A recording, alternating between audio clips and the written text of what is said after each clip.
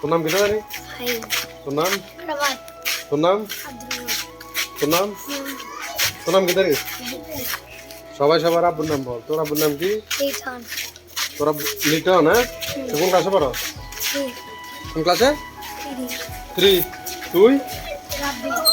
তোর আব্বুর নাম কি? কোন ক্লাসে পড়স তুই? তোর আব্বু কোথায় থাকে?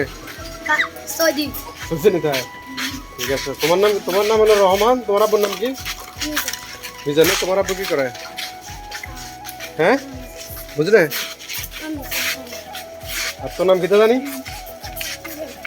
কি নাম? ইরফাত। তোর লগে কটা শতান আছে তুই কইতে পারবি না? হ্যাঁ, তোর নাম কি?